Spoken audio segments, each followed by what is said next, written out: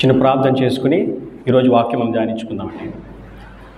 మహోన్నతుడా, మహాపరిశుద్ధుడా, గొప్ప దేవుడా, తండ్రి, మీ ఆత్మ ద్వారా, మీ వాక్యం ద్వారా మీరే మాతో మాట్లాడవలసిందిగా, మమ్మలను ముందుకు నడిపించవలసిందిగా యేసుక్రీస్తు వారి అతి పరిశుద్ధ నామంలో మిమ్మల్ని ప్రార్థించి ప్రతిమాలి వేడుకుంటున్నాము, మా ప్రియ పరలోకపు తండ్రి. ఆమేన్. ఈరోజు మన యొక్క అంశంగా బ్రూస్ ఆల్సన్ అనేటువంటి దైవ సేవకుడి యొక్క జీవితాన్ని గురించి మనం ధ్యానించుకుందామండి. గడిచినటువంటి కొన్ని దినాలుగా మనం మిషనరీస్ యొక్క జీవితాలు మనం ధ్యానించుకుంటున్నాం. ఈరోజు కూడా మరొక మిషనరీ యొక్క జీవితాన్ని గురించి మనం ధ్యానించుకుందాం. ఆయన పేరే బ్రూస్ ఆల్సన్. ఏంటండి? Bruce Olson.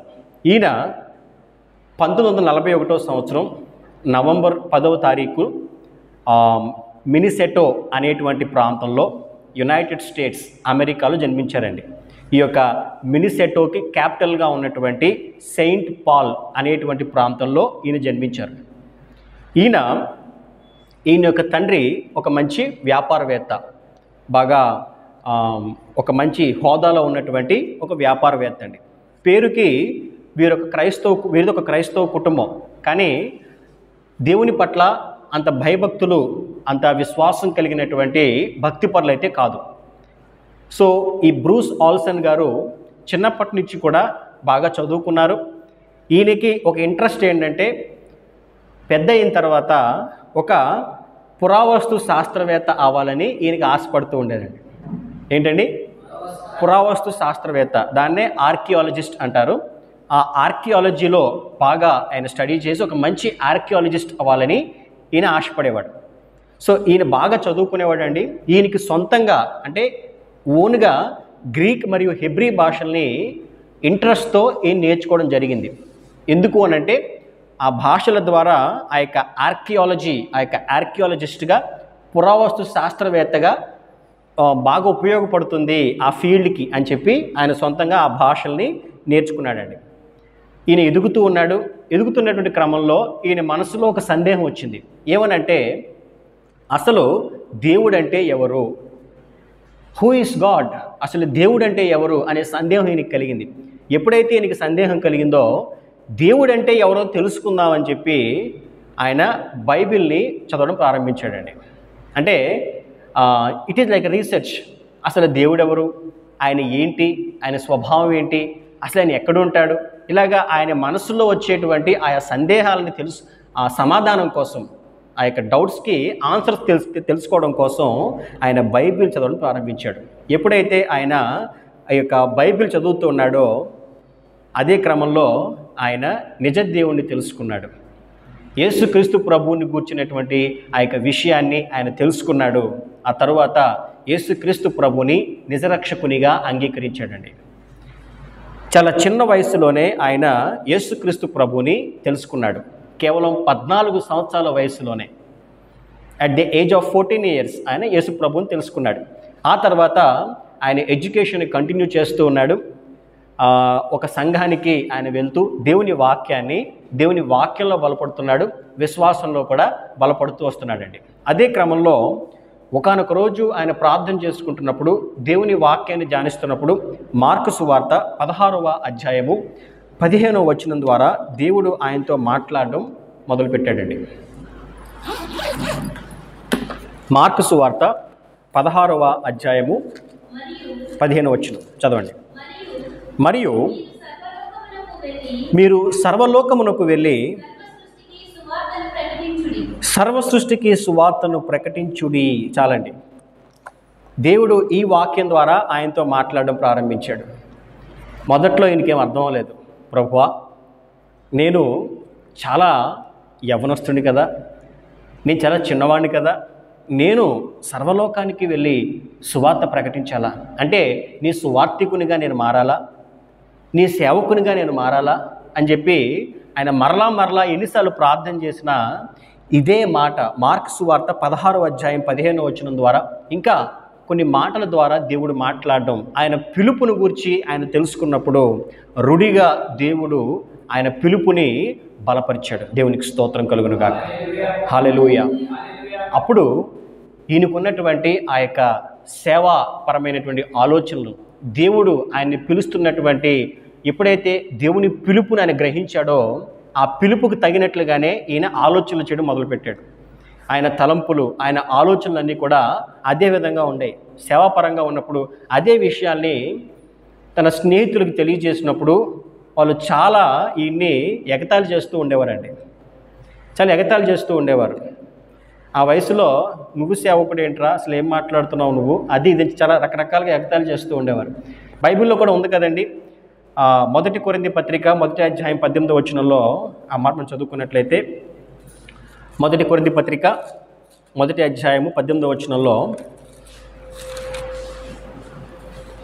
సిలువను గూర్చిన వార్త నశించుచున్న వారికి వెరితనము గాని రక్షింపబడుచున్న మనకు దేవుని శక్తి. మరి ఇదే మాటను గురించి, యేసుక్రీస్తు ప్రభువుని గురించి, ఆయన తన హృదయంలో పెట్టినటువంటి ఆ యొక్క తలంపులను గురించి, ఆలోచనల గురించి ఎప్పుడైతే తన స్నేహితులకు చెప్తున్నాడో వాక్యంలో రాయబడినట్లుగా సిలువను గూర్చిన వార్త నశించుచున్న వానికి వెర్రితనం అండి. నిజంగా మన జీవితాల్లో కూడా ఒకసారి యేసుక్రీస్తు ప్రభువుని గురించి మన స్నేహితులకో, మన బంధువులకో, మనకి తెలిసిన వారికో చెప్పినప్పుడు వాళ్ళు యాక్సెప్ట్ చేయరు. వాళ్ళు ఏమంటారంటే, మాకు అక్కర్లేదులే, మీ వాక్యాన్ని మీ దగ్గరే పెట్టుకోండి, మీ దేవుణ్ణి మీరే నమ్ముకోండి అని చెప్తారు. ఇక్కడ వాక్యంలో రాయబడినట్లుగా సిలువను గూర్చిన వార్త నశించుచున్న వానికి వెర్రితనము కానీ రక్షింపబడుచున్న మనకు దేవుని శక్తి. హల్లెలూయా. వారి యొక్క ఎగతాల్ని బట్టి ఈయన నిరుత్సాహపడలేదు, కృంగిపోలేదు. ఆ తర్వాత తన తల్లిదండ్రులకు తాను వెళ్తున్నటువంటి సంఘానికి తెలియజేసినప్పటికీ కూడా వారు కూడా ఈయన ఎంతో నిరుత్సాహపరిచారండి. ఈవెన్ తల్లిదండ్రులు కూడా ఈయన్ని ఎంకరేజ్ చేయలేదు. ఏ సంఘానికి ఈయన వెళ్తున్నాడో ఆ సంఘ సభ్యులు కూడా ఈయన్ని ఎంకరేజ్ చేయలే, డిస్కరేజ్ చేశారు, నిరాశపరిచారు. ఆ తర్వాత ఈయన తన ఎడ్యుకేషన్లో ముందుకెళ్తూ ఉన్నాడు. అదే క్రమంలో ప్రభువుని అడుగుతున్నాడు, ప్రభువా, నేను బాగా చదివి ఆర్కియాలజిస్ట్ అవ్వాలని ఇష్టపడుతున్నాను, కానీ నువ్వు ఒక సువార్థికునిగా, ఒక సేవకునిగా నన్ను పిలుస్తున్నావు, నీ పిలుపును నీవే బలపరుచు నాయన అని చెప్పి ఆయన దేవుణ్ణి ప్రార్థించడం మొదలుపెట్టాడండి. ఏదైతే సంఘానికి ఆయన వెళ్తున్నాడో, ఎవరైతే వారిని నిరాశపరుస్తున్నారో ఆ యొక్క సంఘ పాస్టర్ గారు కానీ ఇంకా మిగతా సభ్యులు కానీ ఆ సంఘాన్ని విడిచి ఆయన మరొక సంఘానికి వెళ్ళడానికి ప్రారంభించాడండి. ఈసారి ఆ క్రొత్త సంఘంలో ఉన్నటువంటి సేవకుడు సువార్త యొక్క ప్రాముఖ్యతను ఈయనకి తెలియజేస్తూ వస్తున్నాడు. దేవుని సువార్త ఎంతో ప్రాముఖ్యమైంది అని చెబుతూ ఒక రోజున ఆయన ఒక ప్రసంగం చేశాడు. ఆ ప్రసంగంలో అప్పట్లో అంటే ఈక్వెడార్ ప్రాంతంలో సువార్త చేయడానికి వెళ్ళి మరణించినటువంటి ఆ యొక్క దైవ సేవకుల్ని గురించి ఆయన చెప్పాడంటండి. వారు ఎవరునంటే Edward McCully, Pete Fleming, Nate Saint, Jim Elliot, Roger Youderian. Already మనం ఎలిజబెత్ ఎలియాట్ గారి యొక్క జీవితాన్ని గురించి మనం ధ్యానించుకున్నాం. వారి భర్తే జిమ్ ఎలియాట్. వీరు ఈక్వెడార్ అనే ప్రాంతంలో ఒక తెగవారికి దేవుని సువార్త ప్రకటించాలని వెళ్ళి అక్కడ వారి చేతుల్లో వీరు మరణించారండి. ఆ తర్వాత జిమ్ ఎలియాట్ భార్య అయినటువంటి ఎలిజబెత్ ఎలియాట్ ఇంకా మరికొంతమంది అక్కడికి వెళ్ళి నరమాంస భక్షకులుగా ఉన్నటువంటి వారిని రీచ్ అయ్యి వారికి దేవుని సువార్త ప్రకటించి అద్భుతమైనటువంటి పరిచర్యను అక్కడ వారు చేశారు. ఎవరైతే ఈ యొక్క సభ్యులు వీరు అక్కడికి వెళ్ళి చనిపోయారని చెప్పి ఎప్పుడైతే ఆ సేవకుడు చెప్పాడో ఆ తారీఖు కూడా ఏంటంటే జనవరి 8వ తారీఖు 1956లో. ఆ మాటలు, ఆ ప్రసంగానికి ఈయన ఎంతగానో ప్రేరేపించబడ్డాడు. దేవుని ఆత్మచేత ప్రేరేపించబడి నేను కూడా ఈ విధంగా వాక్యం అందని వారికి, యేసుక్రీస్తు ప్రభు అంటే ఎవరో తెలియని వారికి, ఎవరో రీచ్ అవ్వలేని చోటికి నేను రీచ్ అయ్యి దేవుని సువార్త ప్రకటిస్తా అని ఒక నిర్ణయం తీసుకున్నాడండి. ఆ తర్వాత సౌత్ అమెరికా వెళ్ళాలని చెప్పి ఆయన అనుకున్నాడు. 19 ఏళ్ల వయసులో, just at the age of 19. ఏమంటే 19 ఏళ్ళు అంటే ఇప్పుడున్నటువంటి కాలంలో ఒక అబ్బాయి మనం తీసుకుంటే బహుశా తన యొక్క డిగ్రీ ఫస్ట్ ఇయర్ లేదా సెకండ్ ఇయర్ చదివేటువంటి వయసు అండి. లేదా బీటెక్ అయితే maybe first or second year చదివే వయసు. ఆ వయసులో ఆయన వెనిజులా అనేటువంటి ప్రాంతానికి 1961లో ఒక్కడే టికెట్ తీసుకుని అక్కడికి వెళ్ళిపోయాడు. తల్లిదండ్రుల సహకారం లేదు, ఆ యొక్క ఫ్రెండ్స్ సహకారం లేదు, ఎవరూ ప్రోత్సహించట్లేదు. కానీ దేవుడు చెప్తున్నాడు, దేవుడు ప్రేరేపిస్తున్నాడు. దేవుని యొక్క ప్రేరేపణను బట్టి ఆ యొక్క వెనిజులాకి ఆయన వెళ్ళడం జరిగిందండి. ఇలా నేను సేవ చేయాలనుకుంటున్నాను, సహకరించండి అని చెప్పి ఆయన ఎంతోమంది మిషనరీతో ఆయన సంప్రదించాడు. అయ్యా, నేను సేవ చేయాలనుకుంటున్నాను, ఎవరైతే రీచ్ అవ్వలేకపోతున్నారో ఆ యొక్క తెగల దగ్గరికి, ఆ యొక్క ట్రైబల్స్ దగ్గరికి వెళ్ళి నేను సువార్త అంచాలనుకుంటున్నాను, నాకు సహకరించండి అని అంటే ఎవ్వరూ సహకరించట్లేదు. ఎవరు సహకరించకపోయినా నాకు దేవుడే తోడుగా ఉన్నాడు అని చెప్పి బ్యాగ్లో 2 జతలు బట్టలు పెట్టుకుని కొంత డబ్బులు పెట్టుకుని ఆయన వెళ్ళిపోయాడండి. ఆ యొక్క వెనిజులాకు వచ్చిన తర్వాత బ్రూస్ ఆస్లిన్ గారికి ఎదురైనటువంటి మొట్టమొదటి సమస్య భాష. ఈయనకి కేవలము పలకరించే స్పానిష్ మాత్రమే వచ్చు, కానీ అక్కడ ఫుల్గా స్పానిష్ భాష రావాలి. సో అక్కడ ఈయన ఏం చేశాడంటే ఒక యూనివర్సిటీలో జాయిన్ అయ్యి కొంతమందితో ఆయన అక్కడ ఉంటూ ఉన్నాడు. అక్కడ ఆటవీకుల యొక్క జీవితాల గురించి అధ్యయనం చేసేటువంటి ఎడ్యుకేషన్ని ఆయన చేస్తున్నాడండి. అదే క్రమంలో కొంతమందితో ఆయన పరిచయం అయ్యి వారితో ఉండేవాడు. కాకపోతే వారు రెబల్స్గా ఉండి ఆ యొక్క పోరాటంలో పోరాడేవారు. సో వీరితో ఉండడం కరెక్ట్ కాదని చెప్పి ఆయన మరలా ఏం చేశాడంటే అక్కడి నుంచి వేరొక చోటికి షిఫ్ట్ అయ్యాడు. అదే వెనిజులాలో అక్కడ చదువుతూనే ఆయన మరొక రూమ్లోకి ఆయన మారాడు. అక్కడ ఉన్నటువంటి కొంతమంది స్టూడెంట్స్కి ఇంగ్లీష్ భాషలో ఆయన ట్యూషన్ చెబుతూ తను జీవిస్తూ అక్కడే ఆటవీకుల జీవితాల గురించి ఆయన అధ్యయనం చేస్తున్నాడండి. ఈ విధంగా దేవుని పిలుపు కొరకు ఆయన ఎదురు చూస్తూ ఉన్నాడు. ఒకరోజు రానే వచ్చిందండి, పేపర్లో ఒక ఆర్టికల్ వచ్చింది. అదేంటంటే bringing God to the land of డిబో. ఈ ఆర్టికల్లో ఏం రాస్తుందంటే మాటిలూన్స్ అనేటువంటి తెగ, వీరు అంటువ్యాధులతో అంతరించిపోతున్నారు. ఒకవేళ ఎవరు వీరికి సహాయం చేయకపోతే కొన్ని సంవత్సరాల్లోనే మాటిలూన్స్ అనేటువంటి తెగవారు పూర్తిగా అంతరించిపోతారు, వారెవ్వరు కూడా ఉండరు, అందరూ చనిపోతారని చెప్పి ఒక ఆర్టికల్ వచ్చిందండి. ఎప్పుడైతే ఆ న్యూస్ ఆయన చదివాడో వెంటనే దేవుడు ఆయన ప్రేరేపించాడు. ఎస్, నేను వెళ్ళి సేవ చేయాల్సినటువంటి ప్రాంతం ఇదే అని చెప్పి ఆయన రుడిగా ఆయన నిర్ణయం తీసుకుని అప్పుడు బ్రూస్ ఆస్లిన్ గారు కొన్ని మందులు కొంత ఆహారంతో 19 సంవత్సరాల వయసులో ఆయన ఒక్కడే అడవిలో ఆయన తన ప్రయాణాన్ని మొదలుపెట్టాడండి. ఏమండి, ఇప్పట్లాగా అప్పట్లో GPS ట్రాకర్లు వెళ్ళేది ఏదో సిటీకో టౌన్కో కాదు. ఎక్కడికండి? అటవీ ప్రాంతంలో ఉన్నటువంటి ఒక తెగ దగ్గరికి. అక్కడ అడ్రస్లే ఉండవు. ఆ అడవిలో ఆయన వెళ్తూ ఉన్నాడండి. సుమారు 100 మైళ్ళు ఆయన అడవిలో అలాగే నడుస్తూ వెళ్తున్నాడు. ఆయన తెచ్చుకున్నటువంటి ఆహారం అయిపోయింది, అన్నీ అయిపోయినాయి. అలా వెళ్తూ అక్కడ ఉన్నటువంటి పురుగులు అయ్యి తింటూ మొత్తానికి మరి కడుపు నింపుకోవాలి కదండి. అలా అడవిలో ఆయన వెళ్తూ ఉన్నాడు, కనిపించేటువంటి ఫలాలు తింటూ ఆయన ముందుకెళ్తున్నాడండి. చివరికి కొన్ని దినాల తర్వాత యోకో అనేటువంటి తెగను ఆయన చేరుకున్నాడు. యోకో అనే తెగను వారు చేరుకున్న తర్వాత అక్కడున్న కొంతమందికి అనారోగ్యంతో బాధపడుతున్న వారికి మెడిసిన్స్ ఇచ్చి, వారికి ట్రీట్మెంట్ ఇచ్చి, వారికి చక్కని ఆరోగ్యాన్ని ఆయన ఇచ్చాడండి. ఎప్పుడైతే యోకో అనే తెగను ఆయన రీచ్ అయ్యాడో, ఎప్పుడైతే వారికి ట్రీట్మెంట్ చేశాడో వారు ఎంతగానో సంతోషించారు, ఈయన చేర్చుకున్నారు. ఈయన అక్కడే 1 సంవత్సరం పాటు ఉండి అక్కడ వారందరికీ సర్వీస్ చేస్తూ దేవుని సువార్తను ప్రకటించాడు. వారు కూడా యాక్సెప్ట్ చేశారు ఈయన్ని.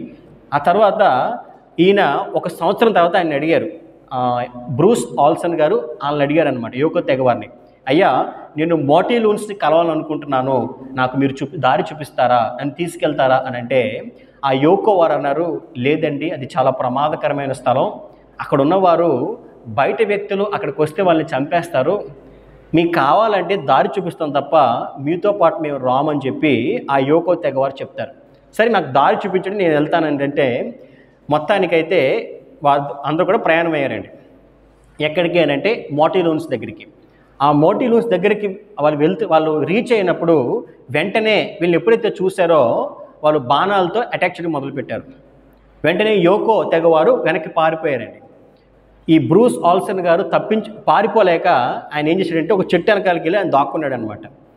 వీళ్ళు ఏం చేశారంటే దగ్గరికి వచ్చి ఒక బాణాన్ని ఆయన కాలు మీద కేసి దింపేశారు. తొడలోంచి ఆ యొక్క బాణం దిగిపోయిందండి. అదేవిధంగా వారు ఏం చేశారంటే రక్తం కారుతుండగానే ఆయన్ని కొండపై దాకా ఎక్కించారండి. ఎక్కించిన తర్వాత ఒక హట్లో ఆయన్ని బంధించారనమాట. అక్కడ కారణం ఏంటంటే మోటీ లూన్స్కి బయట వ్యక్తులు ఎవరైనా వస్తే వారికి థ్రెట్ అనేటువంటి భయం అనమాట. వారిని చంపేస్తారేమో అనే భయం. ఇక్కడ ఒక అపోహ ఉందండి. అదేంటంటే బయట ప్రజలకి మోటీ లూన్స్ అంటే నరమాంస భక్షకులని అపోహ. మోటీ లూన్స్కి బయట వ్యక్తులంతా కూడా నరమాంస భక్షకులని అపోహ కూడా ఉందన్నమాట. దానికి కారణం కూడా లేకపోలేదు. ఎందుకంటే ఆ ప్రాంతానికి కొంతమంది కార్పొరేట్ సంస్థకు సంబంధించినటువంటి ఆయిల్ డ్రిల్లింగ్ చేసేవారు అక్కడికి వచ్చి కొంతమంది మోటీ లూన్స్ తెగవారికి సంబంధించిన వారిని వాళ్ళు చంపేశారండి. ఎప్పుడైతే వారు చంపేశారో ఓహో బయట వ్యక్తులు నరమాంస భక్షకులేమో అని చెప్పి వారిని చంపడం, వీరి మీద అటాక్ చేయడం జరుగుతూ ఉందన్నమాట. సో మొత్తానికైతే ఈయన ఒక హట్లో వేసేసారు. హట్లో వేస్తే అక్కడ ఆ గాయం ఏదైతే ఉందో అది ఇన్ఫెక్షన్ అయిపోయిందండి. ఈయన కూడా చాలా నీరసం అయిపోయాడు, చాలా బ్లడ్ పోయింది. కొన్ని దినాలు అయిన తర్వాత అది ఇన్ఫెక్షన్ అయిపోయింది బాగా. అప్పుడు ఈయన ఏం చేశాడంటే ఎవరు లేనప్పుడు అక్కడి నుంచి తప్పించుకుని ఆయన ఏ రూట్లో అయితే వచ్చాడో అదే రూట్లో ఆ వెనిజులా ప్రాంతానికి తిరిగి వెనక్కి వెళ్ళిపోయాడు. వెనక్కి వెళ్ళిపోయిన తర్వాత ట్రీట్మెంట్ చేయించుకున్నాడు అనమాట. ఏమండి, మరి వీడియో వింటున్నటువంటి వారందరికీ కూడా ఒక ప్రశ్న. ఒకసారి అక్కడి నుంచి తప్పించుకున్నాక మరలా ఎవరైనా వారి దగ్గరికి వెళ్తారా? మోటీ లూన్స్ దగ్గరికి వెళ్ళరు. ఈయన వెళ్ళాడు. ఏ రూట్లో అయితే ఆయన వెనక్కి వచ్చాడో మరలా అదే రూట్లో ఆ మోటీ లూన్స్ దగ్గరికి ఆయన మరలా వెళ్ళాడండి. మరలా వెళ్తే ఇప్పుడు ఆయన మీదకి వీళ్ళు బాణాలు వెళ్ళలేదు, కానీ ఆయన్ని తీసుకెళ్ళి మరలా వాళ్ళు హట్లో బంధించారు. అంతకుముందు అయితే బాణం వేసి గాయపరిచారు, చంపలేదండి. వారు నరమాంస భక్షకులు కాదు, అందుకే వారు చంపలేదు. ఫస్ట్ టైం అయితే బాణం వేశారు, గాయపరిచారు. సెకండ్ టైం వెళ్ళినప్పుడు బాణం వేయల, వారిని తీసుకెళ్ళి హట్లో బంధించారు. ఈసారి ఏమైందంటే ఆయనకి కొన్ని చేపలు అరటిపళ్ళు ఇస్తూ ఉండేవారు. ఈసారి ఈయనకి డయేరియా ఆ యొక్క వ్యాధులు వచ్చినాయి. ఆ యొక్క కామురులు ఆ యొక్క డయేరియా వ్యాధులతో అక్కడ బాధపడ్డాడండి కొన్నాళ్ళ పాటు. ఈసారి ఏం చేశాడంటే మరలా ఒక హెలికాప్టర్ అటుగా వెళ్తున్నప్పుడు సిగ్నల్ ఇచ్చి మరలా అక్కడి నుంచి ఆయన బయటకు వచ్చేసాడు. మాకు వచ్చేసిన తర్వాత ఈసారి మరలా చెప్పండి, మరలా ఎవరైనా వెళ్తారా? వెళ్ళరు. మళ్ళీ వెళ్ళాడండి. బ్రూస్ ఆల్సన్ దేవుని పిలుపు పట్ల ఆయన ఎంత విశ్వాసం కలిగి ఉన్నాడో, ఎంత పట్టుదల కలిగి ఉన్నాడో ఇదే ఒక మంచి ఉదాహరణ. మన జీవితంలో ఒక్కోసారి ఒక చిన్న ఎదురుదెబ్బ తగిలితే మరలా మనం ముందుకెళ్ళే పరిస్థితి ఉండదు, వెంటనే వెనక్కి వచ్చేస్తాం. కానీ తాను చేస్తున్నటువంటి ఆ యొక్క విశ్వాస పోరాటంలో ఎన్ని దెబ్బలు తగులుతున్నా, ఎన్నిసార్లు ఓడిపోతున్నా దానికి తల వంచకుండా మరలా వారిని రీచ్ అవుతూ వస్తున్నాడండి. ఇలాగా మూడవసారి ఎప్పుడైతే ఆయన మోటీ లూన్స్ దగ్గరికి వెళ్ళినప్పుడు ఈసారి ఆయన మీద బాణాలు వేయలేదు, ఆయన్ని తీసుకెళ్ళి బంధించలేదు, సాదరంగా ఆహ్వానించారు. 2 సార్లు నువ్వు బ్రతికావంటే నీతో దేవుడు తోడుగా ఉన్నాడు అని మేము గ్రహిస్తున్నాం అని చెప్పి ఈసారి ఆయన్ని చేర్చుకున్నారనమాట. చేర్చుకున్న తర్వాత చక్కగా వారితో పాటు ఈయన కొంతకాలం ప్రయాణం చేస్తూ వచ్చాడు. అక్కడ ఉన్నటువంటి ఒక ఆయనతో ఈయనకి మంచి స్నేహం ఏర్పడిందండి. ఆయన పేరు ఏంటంటే బాబరిష్ హోరా. ఈయనకి నోరు తిరక్క ఆయన బాబీ అని పిలిచేవాడు. బ్రూస్ ఆల్సన్ అని పిలవడానికి వారికి ఇబ్బంది అయ్యి ఈయన్ని బ్రూకో అని పిలిచేవారండి. ఈ విధంగా ఒక మంచి స్నేహపూరితమైనటువంటి వాతావరణం అక్కడ ఏర్పడింది. మోటీ లూన్స్ అందరికీ కూడా ఎంతో చక్కని మెడిసిన్స్ని వారికి ఇస్తూ మంచి వైద్యాన్ని వారికి అందించాడండి ఈయన. ఒక చిన్న ఉదాహరణ చెప్తాను. అక్కడ ఆ మోటీ లూన్స్ మధ్య కళ్ళకలకల వ్యాధి ఉండేదండి. ఈయన దగ్గర మెడిసిన్ ఉంది, కానీ ఆ మెడిసిన్ వాళ్ళకి ఇస్తే వాళ్ళు వేసుకుంటారా? వేసుకోరు. అందుకే ఆయన ఏం చేశాడంటే ఆ కళ్ళకలకల మీద చెయ్యి పెట్టి ఆ కళ్ళకలకని ఈయన కన్ను మీద పెట్టుకుని ఈయన కూడా కళ్ళకలకలు తెచ్చుకుని ఎప్పుడైతే మంత్రసాని దగ్గరికి మీరు వెళ్తారో ఈయన కూడా ఆ మంత్రసాని దగ్గరికి వెళ్ళి ఈయన దగ్గర ఉన్న మందు వారికి ఇచ్చి అమ్మ ఈ మందు నాకు అప్లై చేయమని చెప్పి వాళ్ళందరి ముందు కూడా అప్లై చేయించుకునేవాడు. ఎప్పుడైతే ఆ మెడిసిన్ ఈయనకి అప్లై చేసుకున్నప్పుడు తగ్గిందో వాళ్ళందరూ కూడా ముందుకొచ్చి వారికి ఉన్నటువంటి వ్యాధులకి కావాల్సిన మెడిసిన్స్ తీసుకోవడం మొదలుపెట్టాడండి. దేవునికి స్తోత్రం, హల్లెలూయా. చూసారండి, కొంతమందికి సహాయం చేయడం కోసం తన్ను తాను ఆయన వారి వ్యాధిని ఈయనకి అంటించుకుని సహితం ఈయన అక్కడ గొప్ప పరిచర్య చేశాడండి. ఆ విధంగా మోటిలూన్స్కి ఒక అద్భుతమైనటువంటి ఆ యొక్క మార్పు, వారికి ఎడ్యుకేషన్ తీసుకొచ్చాడు, వారికి వైద్య అవసరాలు తీసుకొచ్చాడు, వారికి ఒక సివిలైజేషన్ నేర్పాడు. ఇలా వారి జీవితాలను మార్చడం మొదలుపెట్టాడండి. ఒకానొక రోజు ఆ మోటిలూన్స్ ఒక చిన్న గొయ్యి తవ్వి వారి దేవుణ్ణి వారు ఆరాధిస్తూ ఉన్నారనమాట. ఆ మోటిలూన్స్ తెగలో ఒక ప్రాముఖ్యమైన కథ ఉంది.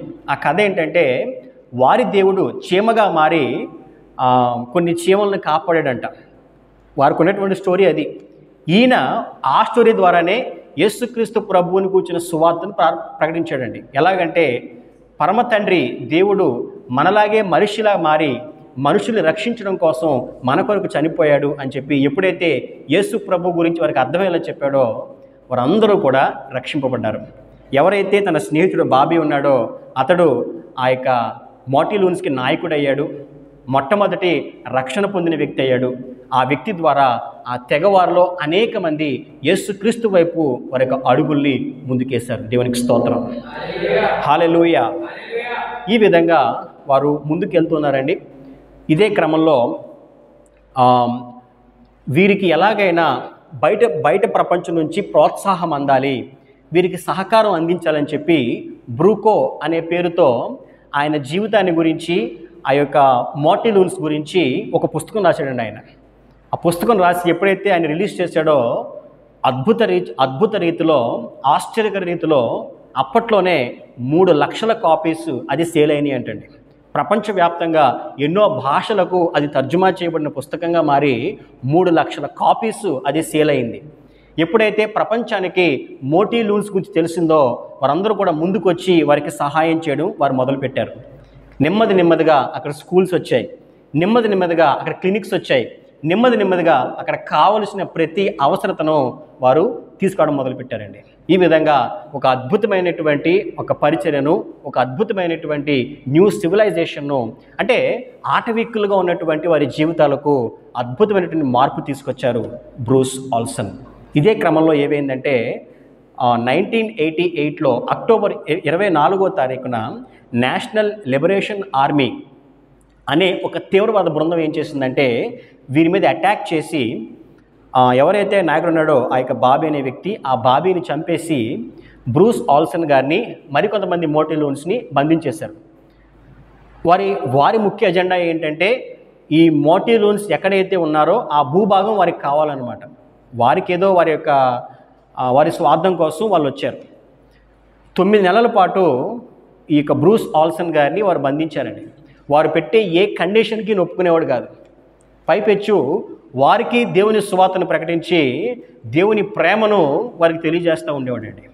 వాళ్ళు ఎవరు అని అంటే కఠినమైన, క్రూరమైన తీవ్రవాదులు. అలాంటి తీవ్రవాదుల మధ్య ఏమాత్రం భయపడకుండా ధైర్యంగా యేసు ప్రభువుని గురించి చెప్పి మీరు చేస్తుంది తప్పు అని వారిని ఖండించేవారంటండి. ఈయన ఖండిస్తూ ఉంటే ఈయన చంపకుండా ఈయన మాట్లాడి వాళ్ళు వింటూ ఉండేవారంట. కొంతకాలం అయిన తర్వాత ఆ యొక్క నేషనల్ లిబరేషన్ ఆర్మీ, ఆ యొక్క తీవ్రవాద సంఘం యొక్క నాయకుడైన ఫెడ్రిక్ అనే వ్యక్తి, బ్రూస్ గారు మిమ్మల్ని, మీ జనాల్ని కిడ్నాప్ చేసి మేము తప్పు చేసాం, మమ్మల్ని క్షమించండి, మీ జోలికి కానీ ఈ యొక్క మీ భూభాగానికి కానీ మరలా మేము రాము, మమ్మల్ని క్షమించండి అని చెప్పి వారు వెనక్కి వెళ్ళిపోయారంటండి. ఈ విషయాన్ని తెలుసుకున్నటువంటి వెనిజులా అధ్యక్షుడు, ఆయన పేరు వెర్గిలోయస్ బార్కోవెర్గిస్, ఈ అధ్యక్షుడు ఆశ్చర్యపోయాడంట. అయ్యా 300 సంవత్సరాల నుంచి మోటిలూన్స్ని కమ్యూనికేట్ చేద్దాం అనుకున్నాం, 30 సంవత్సరాలకి ఎలా చేసావయ్యా నువ్వు అని చెప్పి ఈయన ఆశ్చర్యపోయాడండి. ఆ తర్వాత అదే తెగలోంచి ఏదైతే మనం మోటిలూన్స్ ఆటవికలు అంటున్నామో అదే తెగలోంచి 400 మంది విద్యావంతులు డాక్టర్స్ అయ్యారు, టీచర్స్ అయ్యారు, టెక్నీషియన్స్ అయ్యారు. ఇప్పుడు వారిని మోటిలూన్స్ అని పిలవట్లేదండి, వీరిని బారీస్ అని పిలుస్తున్నారు. They are called Baris. అలాగా నశించిపోతున్నటువంటి వారిని వెతకి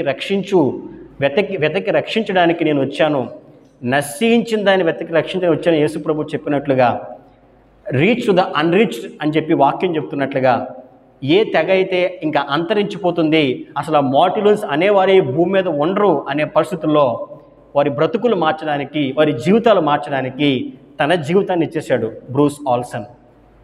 ఒకసారి గాయపరిచారు, బాణం వేసి గాయపరిచారని వారి మీద కోపం పెట్టుకోలేదు. ఆయన్ని బంధించారని చెప్పి వారి మీద ద్వేషం పెంచుకోలేదు. యేసుక్రీస్తు ప్రభు యొక్క ప్రేమను వారికి పంచాడు. 2 సార్లు బంధించిన మూడోసారి మరలా వెళ్ళి వారందరినీ కూడా ప్రేమతో ఆయన ముందుకెళ్ళాడు. వారిని సంపాదించుకున్నాడు. యేసుక్రీస్తు ప్రభువుని వారిని నడిపించాడు. అద్భుతమైనటువంటి మార్పును ఆయన తీసుకొచ్చాడండి. ఇలాంటి ఒక అద్భుతమైనటువంటి ఒక మిషనరీ నిజంగా కూడా అప్పట్లో ఏదో ఆశించి చేయలేదండి ఆ ప్రజలు. ఈయన ఇప్పటికీ ఆయన జీవించున్నాడు. దేవుడు ఆయన్ని బహుగా అద్భుత రీతిలో ఆయన వాడుకుంటూ ఉన్నాడు. చక్కగా ఆయన పరిచర్య చేస్తూ వస్తున్నాడు. ఏమీ ఆశించి వాళ్ళు ఏమీ చేయలేదు. దేవుని పట్ల వారికి ఉన్నటువంటి విశ్వాసంతో ఎంతో కఠినమైన క్లిష్టమైన పరిస్థితుల్లో వారు సేవ చేస్తూ ముందుకొచ్చారండి. మరి ఈయన జీవితాన్ని ధ్యానించుకోవడం మనకెంతో ఆశీర్వాదకరం, ఎంతో ఎంతో ప్రోత్సాహకరమని నేను భావిస్తున్నాను. కాబట్టి ఇదండి బ్రూస్ ఆల్సన్ గారి యొక్క జీవితం. మరొక రోజు మరొక దైవ సేవకుని యొక్క జీవితాన్ని గురించి మనం ధ్యానించుకుందాం. దేవుడు తన పరిశుద్ధ వాక్కును దీవించి ఆశీర్వదించునుగాక. ఆమేన్.